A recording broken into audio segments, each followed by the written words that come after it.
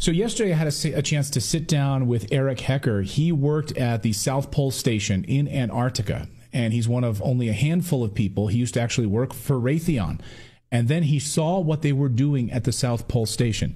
And you won't believe what he discovered. He then became a whistleblower. He testified in front of the United States Senate under threat of perjury.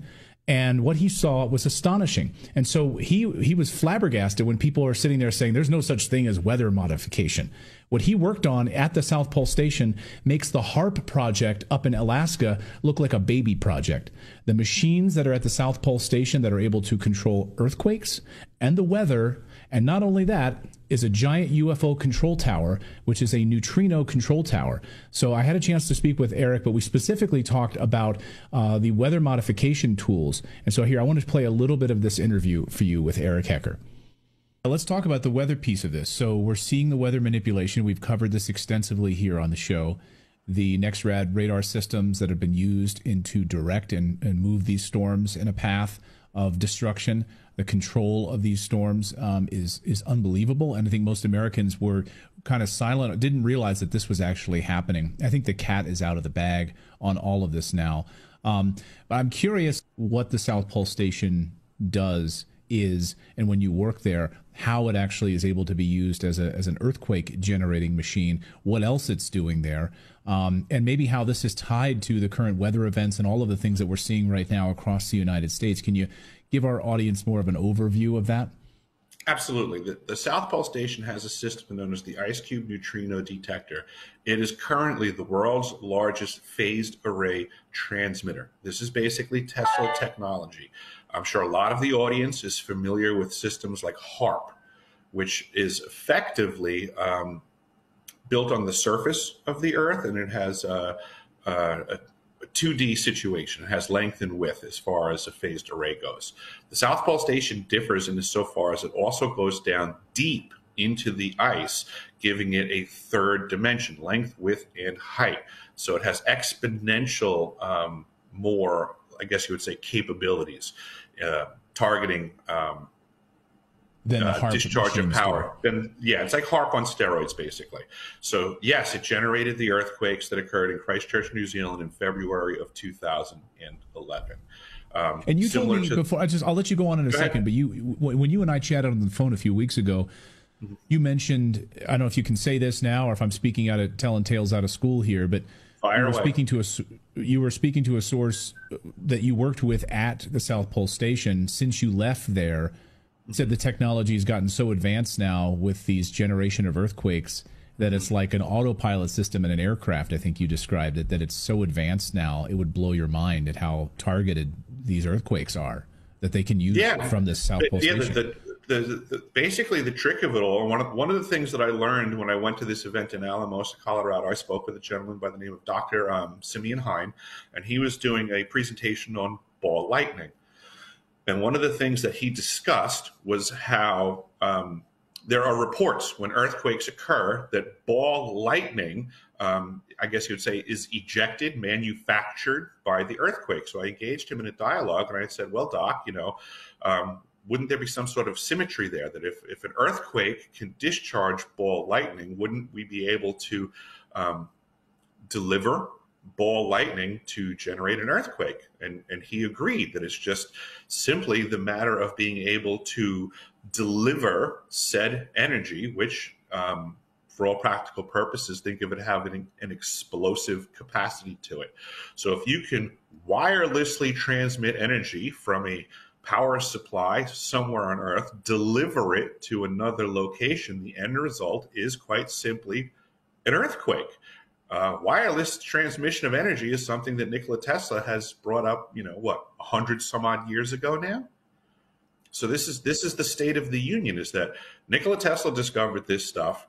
The powers that be absconded his information. They cordoned it off away from the mass population and have been monopolizing the use of these types of technologies for many decades now. We, the people, are suffering under this monopoly of technology by our oppressors. It's literally just that simple. And that would be the motive for them to have agents, for lack of a better term, flooding the disclosure community with BS to muddy the waters and confuse us, we the people, so that we can continue to be wholly oppressed and well managed. When you were at the Southpole station, you witnessed this ice cube neutrino machine in action. So it goes deep, and it's and much larger than HARP.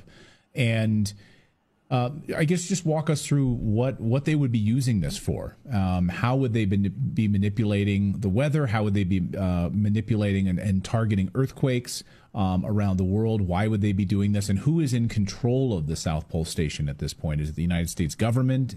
You were a contractor with Raytheon when you were there. Is it a private enterprise? Who is controlling it? Great questions. First and foremost, one of the things that the former crew members had emphasized to me to try to get people to understand as I'm trying to get this information out there is that you have to understand it's just very easy now to deliver that energy anywhere on the planet. It's not challenging. Like they can pick a spot. They can They can pick a spot in Iran, and they can just dial it in on the computer and launch an earthquake. Deliver the energy that instigates it. The term that people should become familiar with is earthquake induction or earthquake inducing. So similar to like when you go on the internet and you Google chemtrails, right? You're going to get a whole bunch of baloney that says chemtrails are garbage, blah, blah. But if you Google the term stratospheric aerosol injection, you'll start to find all of the science of what's really going on when they crisscross our skies. So and the patents and all of that. Absolutely. Yes. Yeah. So right. if you look up inducing earthquakes or earthquake induction, you will become privy to a sea of information and science that supports the existence of this technology. It's just that available. People just need to start paying attention to what's going on in the world around them and this disparity in technology. As far as who's running the facility, I'm not 100% sure. This was part of that conversation that I had in Washington, D.C., is because it seems like these,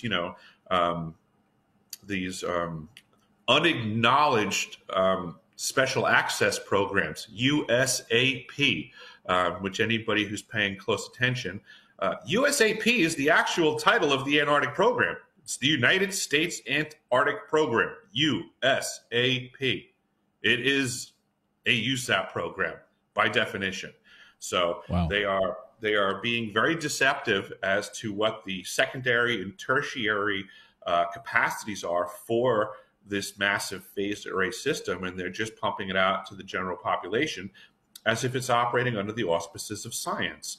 Of course, things like that have to be secreted away. They're not going to be running around saying we have the world's largest directed energy weapons system at the South Pole Station in Antarctica, because first and foremost, it would breach the Antarctic treaties. And people would say, oh, well, they would never do that. Well, study Greenland and look what happened down there when the United States of America was sneaking nuclear missile bases into Greenland without telling the local authorities.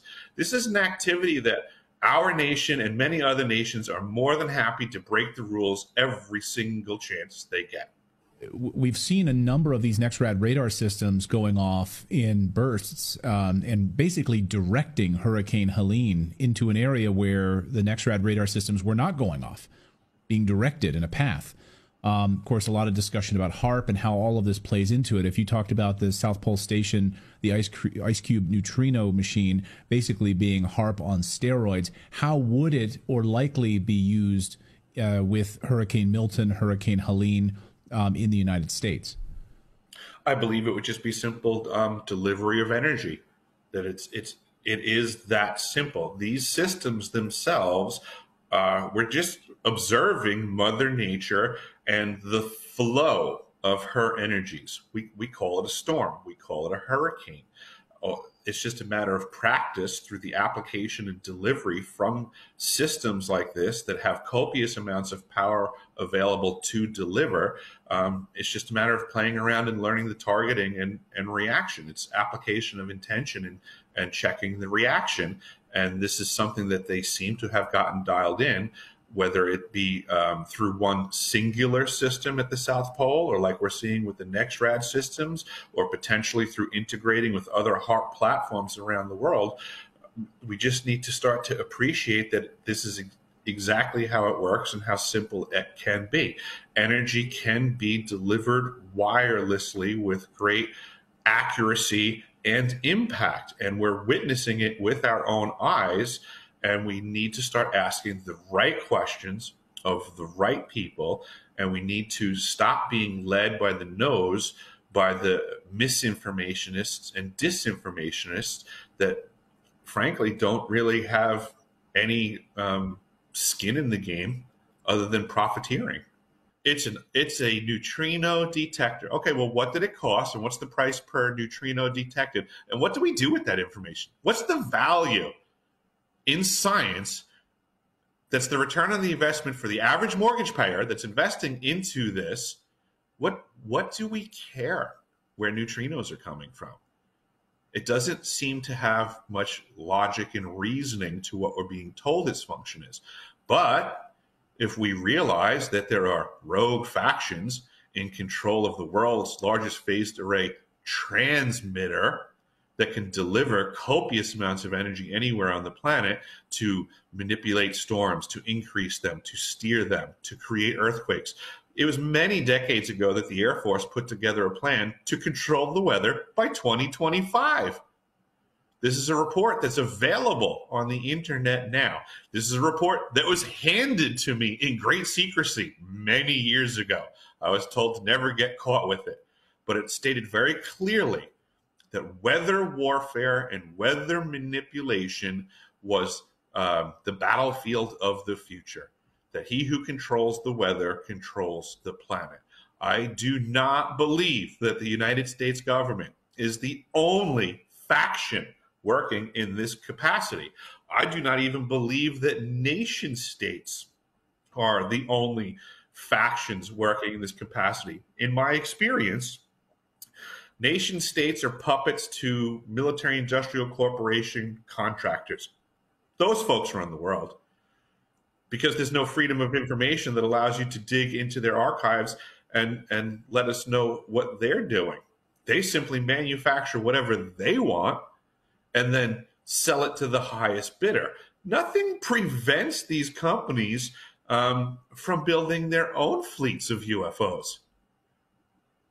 Nothing's stopping them from going off planet and mining asteroids if they want. Here's another thing that people don't consider. If we're not told that a technology exists, then it's not regulated. That's Eric Hecker, who worked for Raytheon at the South Pole Station in Antarctica. And he's fed up. He's fed up with all of these charlatans who don't know what they're talking about when it relates to what's going on in Antarctica. These people that take tourist trips and don't even get anywhere near the South Pole Station. And he's a whistleblower, came forward and testified before the Senate and what's actually happening there in these directed energy weapons. And he's saying what's happening there is criminal. And so I think what's most telling about this, by the way, you can see the full interview. We're going to release the full interview this weekend. If you're a Redacted Plus member, we're going to release that full interview first to you on Friday, I think, right, Philip? If you go to redacted.inc. Yes. But I think what was most telling, and Philip and I talked about this yesterday, is that the fact that many of these NGOs, many of these non-governmental organizations are specifically involved in this, and it's unregulated. They don't have to answer to Congress. They're not in front of Congress. Congress doesn't have to. It's not some DOD program. It's offhanded to them, right? I mean, I think that's at the heart of this. Yeah, and the contractors that are handling, like the basics on these places, like the commissaries and the janitorial stuff like that, are freaking defense contractors. Like, why is Raytheon there? Why is Lockheed Martin there? What sense does They're that there make? for sanitation purposes? Like, literally, plumbing and sanitation services are handled by Lockheed Martin? What? And Raytheon? Come on, people, wake up, please. Again, so I know you guys are awakened, but so many people aren't. And but also the energy with which the media is denying this out of pocket is concerning, and it tells you, oh, there's something they don't want you to see there. let's look there then. It's like when your mom's like, don't look under there, don't look in that cabinet. Yeah. That kind of thing. Yeah, I mean, and the military's use of these technologies down there is astonishing. So anyway, do your own research on this, but we're going to have the full interview you can watch of Eric Hecker. And there's a lot more because we go into a lot with the UFO program and the cover-up and how the UFO disclosure program right now, they keep giving you these like little drips and drabs of stuff to distract you from the real stories. Like, I don't know if you saw the Michael Schellenberger piece this week about now we have a name for the program. Oh, we're all supposed to get excited about that when he's like, here we have actual information from the Southpole station. Like, pay attention to what's actually happening instead of being led by the nose by these people in Congress and David Grush and all that other stuff right now.